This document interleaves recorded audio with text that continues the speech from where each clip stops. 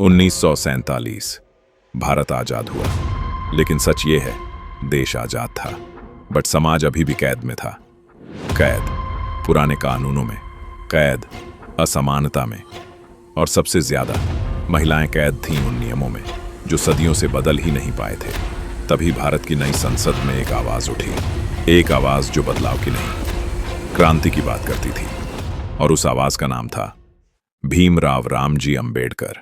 सन 1948 अंबेडकर ने एक ऐसा मसौदा तैयार किया जिससे हिंदू समाज के कानून पूरी तरह बदल सकते थे। नाम रखा गया हिंदू कोड बिल। लेकिन यह सिर्फ एक बिल नहीं था, यह था एक सपना, एक आधुनिक समानता पर आधारित भारत का सपना।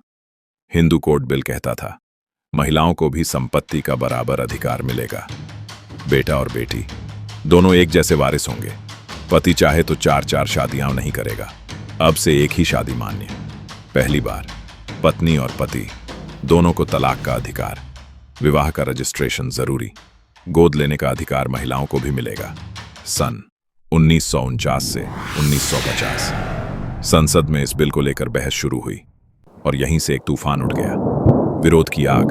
कई नेताओं ने कहा महिलाओं को संपत्ति, ये कैसे हो सकता है, तलाक भारत की संस्कृति को खत्म कर देगा, यह हिंदू धर्म पर हमला है। संसद में चिल्लाहट, देश में विरोध और सोशल दबाव इतना कि कई नेता बिल का नाम तक सुनना नहीं चाहते थे। लेकिन अंबेडकर पीछे हटने वालों में से नहीं थे। उनके लिए यह राजनीति नहीं, न्याय का सवाल था। और फिर आया वो इतिहास बदल देने वाला दिन। सन 1951 5 दिसंबर अंबेडकर संसद पहुंचे। सबने सोचा आज शायद वो बिल में बदलाव मंजूर कर लेंगे, लेकिन उन्होंने जो किया उसने भारत को झकझोर दिया। उन्होंने कानून मंत्री पद से इस्तीफा दे दिया और कहा मैं ऐसे समाज का हिस्सा नहीं हो सकता जो महिलाओं को समान अधिकार देने से डरता है। यह सिर्फ एक इस्तीफा नहीं था, यह था एक चेतावनी, एक क्रांति की पुकार, एक संघर्ष की आग।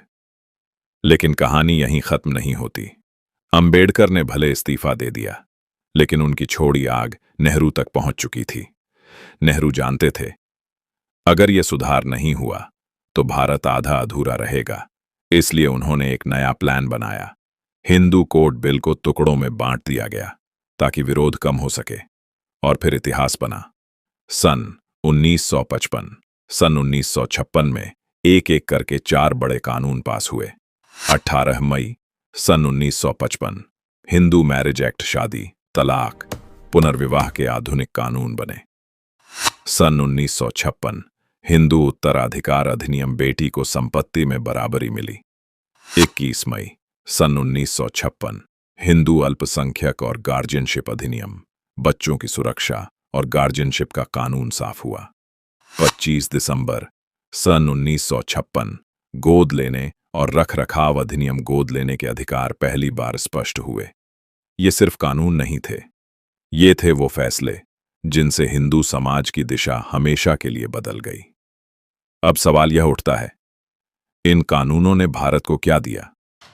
महिलाओं को पहली बार कानूनी बराबरी, बेटी को मिला हिस्सेदारी का अधिकार, शादी बना, कानूनी और सुरक्षित बंधन, तलाक और सुरक्षा के स्पष्ट नियम, बहुपत्नी प्रथा का अंत, गोद लेने और परिवार की संरचना आधुनिक। ये थे वो कदम जिन्होंने भारत को 20वीं सदी से 21वीं सदी में पहुंचा दिया। हिंदू कोड बिल सिर्फ कानूनों की किताब में नहीं लिखा, ये लिखा है भारत के सामाजिक इतिहास में। और इसकी हर लाइन में एक नाम चमकता है, डॉक्टर भीमराव अंबेडकर।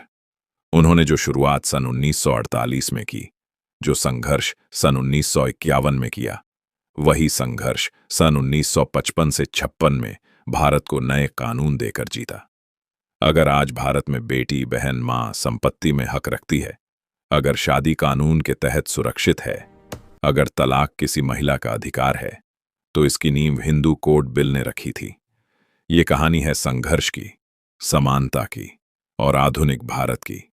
और ऐसी ही सच्ची, गहरी और अनसुनी कहानियों के लिए चैनल को सब्सक्राइब जरूर करें।